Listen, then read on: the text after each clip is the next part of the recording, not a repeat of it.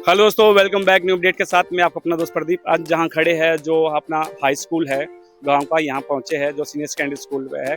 यहां पर अभी जो हमारे साथ पंकज है, अभी यहां थोड़े दिन पहले भी 10th या 12th का रिजल्ट आया था, जिसमें हमारे जो गांव के साथी है पंकज, इन्होंने टॉप किया है।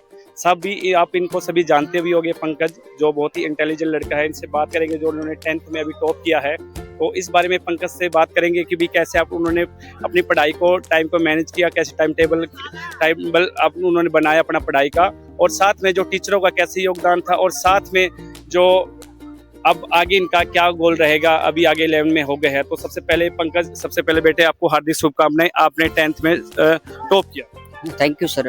आपने इतनी आपने टाइम निकाला और हमारे पास हमारी बातें सुनने के लिए आए, उसके लिए आपका धन्यवाद। तो पंकज आप हमें बताएं कि बेटा जैसे आपने 10th में टॉप किया है, कितना स्कोर रहा आपका? मेरा 95.2 रहा था।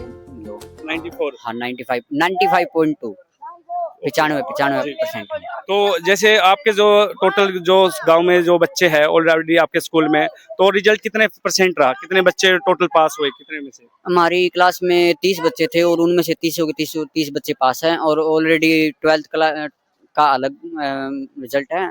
तो टोटल स्कूल का 97% रिजल्ट है स्कूल का। तो आप हमें पंकज बताइए, जैसे आपने जो ये उपलब्धि आज हासिल की है, आपने अभी थोड़ी देर पहले हमने आपकी वीडियो शूट कर रहे थे, वहाँ पर फोटो भी कैप्चर कर रहे थे, सभी मालाएं पहना रहे थे, आपको इनाम वगैरह दे रहे थे। तो ये जो आप उपलब्धि है, इसका क्रेडिट आप किसे देना चाहेंगे? क्रेडिट तो माता पिता का होता है भाई, जो हमें यहाँ पर पहले पढ़ने के लिए भेजते हैं, और दूसरा भाई टीचर्स का होता है जो हमें पढ़ाते हैं। जी।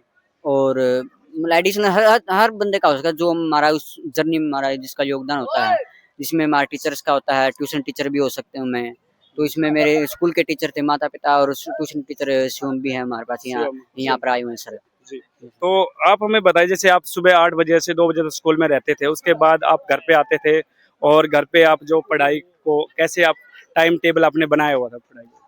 टाइम टेबल तो ये था, पहले तो जो स्कूल में करा दिया जाता वो स्कूल में करा दिया। वो पहले तो ये रहती थी कि जो स्कूल में कराया वो ज्यादा ज्यादा फोकस उस पे रहे, भाई वही पढ़ा, पहले जो स्कूल में पढ़ाया उस पे ज्यादा ध्यान देना। जैसे आप अभी जैसे सुबह 8 से 2 बजे तक स्कूल में रहते थे, उसके बाद आप 2 बजे के बाद जो आप अपने घर का समय होता था, उसमें आपने पढ़ाई को कैसे मैनेज किया, कैसे आपने अपने टाइम टेबल को मैनेज किया, ताकि और भी साथी आपसे प्रेरणा ले सके?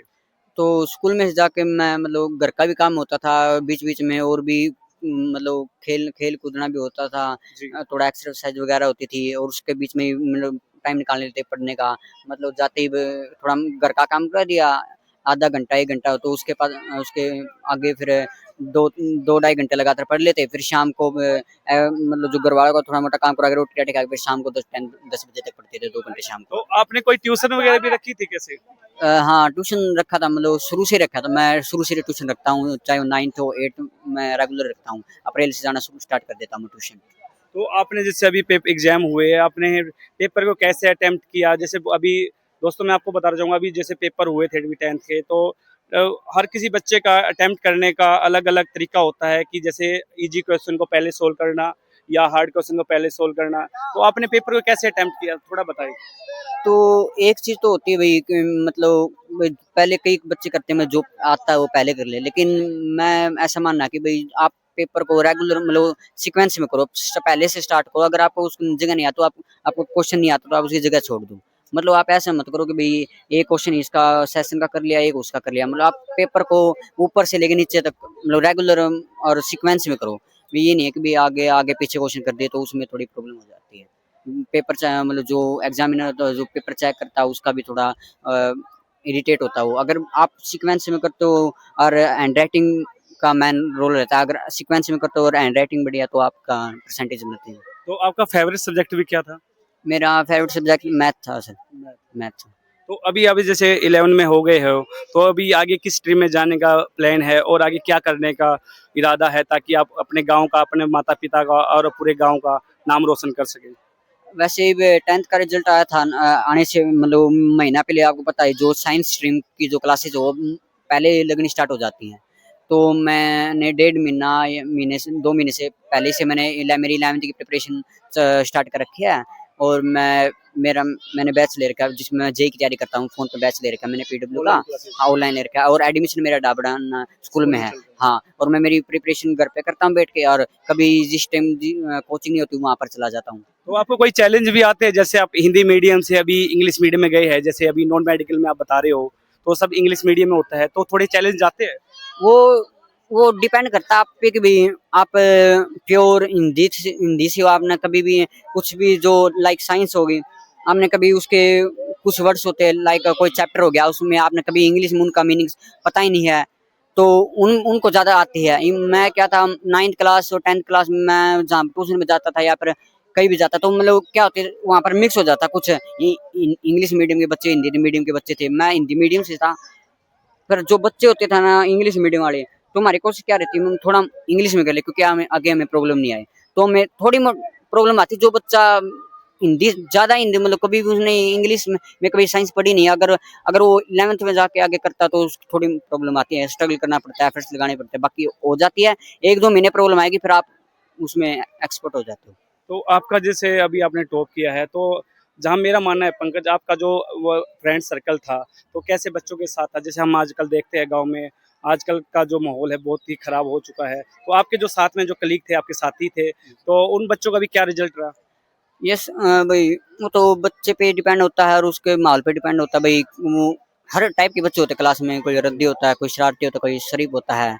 तो मेरा तो वही था कि भाई जो ज्यादा से ज्यादा भाई जो अच्छे बच्चे हैं, इवन उनके साथ हाँ जो नहीं भाई जो पढ़ने वाले हो, लेकिन जो अच्छे नेचर से भी अच्छे हो, जो चाहे पढ़ने चाहे वो वीक हो लेकिन नेचर से अच्छे हो, मतलब आपने मतलब डिसिप्लिन बच्चे हो उनके साथ, और जो मतलब जो पढ़ने वाले बच्चे थे उनके साथ रहता था मेरा। हाँ।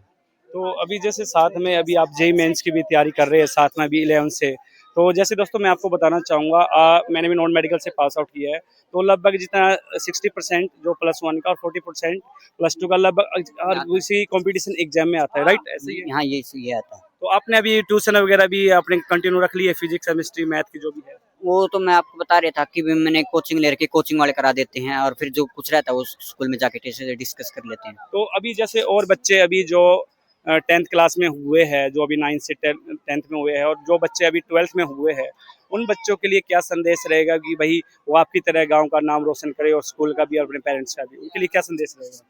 पहले तो कि भाई आप अपनी जो स्टडी है वो रेगुलर रखनी रेगुलर चाहिए। मोड पे हाँ, रखे। हाँ, जो कंसिस्टेंसी हो बहुत मैटर करती है, क्यों ये नहीं है कि आपने एक हफ्ता जोर लगा के पढ़ लिया तो उसके बाद आगे आप पढ़े नहीं, छोड़ दिया आपने, तो आप रेगुलर पढ़ना पड़ेगा। अगर आप 1.5 घंटा हर रोज पढ़ते हो, 1.5 घंटा पूरे साल पढ़िए, या फिर नू थोड़े नहीं है कि आज 3 घंटे पढ़ लिए, कल पढ़े नहीं, हफ्ते नहीं पढ़ लिए, मतलब रेगुलर आपने रेगुलर पढ़ना पड़ेगा। चाहे आप 1 घंटा डेली पढ़ो या 2 घंटे डेली पढ़ो, ये नहीं है कि आप आज आपने 5 घंटे पढ़ लिए फिर आप हफ्ते तक पढ़े नहीं, तो उसके पास तो रेगुलर रहना पड़ता है। वो देखिए पंकज ने बहुत अच्छे से अपने टाइम को मैनेज को लेके, और जो और बच्चे थे और बच्चों को उनको एक टिप्स दी है कि भाई आप अपना कैसे टॉप कर सकते हैं, हमारी तरह जो पंकज ने अभी टॉप किया है।